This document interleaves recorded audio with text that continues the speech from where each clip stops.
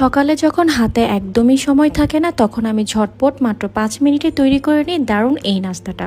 আপনারা কিন্তু চাইলে এটা ট্রাই করতে পারেন। প্রথমে একটি ছুরির সাহায্যে টমেটোকে স্লাইস করে কেটে নিচ্ছি। কম সময়ে খুবই মজার আর হেলদি এই নাস্তাটা কিন্তু আপনারা বানিয়ে নিতে পারেন। টমেটো কাটা হয়ে গিয়েছে। চুলায় প্যান বসিয়ে এখানে তেল দিয়ে দিচ্ছি। এরপর টমেটো স্লাইসগুলোকে একটা একটা করে এইভাবে দিয়ে দিব। এরপর এখানে খুব সামান্য পরিমাণ দিয়ে দিচ্ছি লবণ, গোলমরিচ গুঁড়ো দিয়ে দিচ্ছি খুব সামান্য পরিমাণ। চুলার আঁচটা এই পর্যায়ে কিন্তু লো মিডিয়ামে আছে।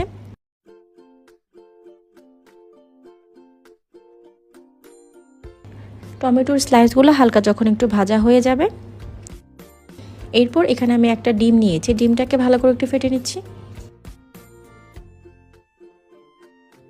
এখন এই ডিমটাকে টমেটোর স্লাইসের উপরে এইভাবে দিয়ে দিচ্ছি।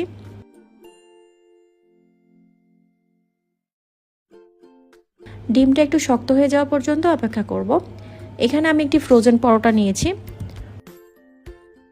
পরোটাকে আমি হালকা একটু ভেজে নিয়েছিলাম। এখন এটাকে আমি উপর থেকে ঠিক এইভাবে সেট করে দিচ্ছি। আপনারা চাইলে এখানে বানানো রুটিও দিতে পারেন, কোনো সমস্যা নেই। ডিমটা যখন একটা পাশ খুব ভালো করে ভাজা হয়ে যাবে, এরপর খুব সাবধানে আমি এটাকে উল্টে দিব। খেয়াল রাখতে হবে খুব সাবধানে এটাকে উল্টে দিতে হবে, তা না হলে কিন্তু এটা ভেঙে যেতে পারে। এখন এক পাশ থেকে আমি কিছু মজারেলা চিজ দিয়ে দিচ্ছি। আর এই মজারেলা চিজটা আপনারা যে কোনো ধরনের বড় মুদির দোকান বা সুপার শপে পেয়ে যাবেন। খুব সামান্য পরিমাণ দিয়ে দিচ্ছি গোলমরিচ গুঁড়া, সেই সাথে অরিগানো দিয়ে দিলাম। অরিগানোটা দিলে এর স্বাদটা কিন্তু অনেক বেশি মজার হয়। এরপর স্প্যাচুলার সাহায্যে একটা পাশ আমি এভাবে উল্টে দিচ্ছি। চুলার আঁচ লোতে রেখে এটাকে উল্টে পাল্টে মুচমুচে করে ভেজে নেব।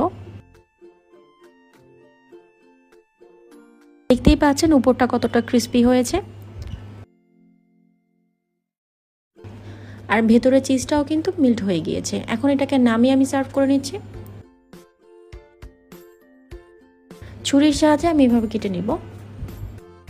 একদম কম সময়ে দারুণ মজার চিজ পরোটা কিন্তু তৈরি হয়ে গিয়েছে। আর এটা খেতে কিন্তু অনেক বেশি মজার হয়।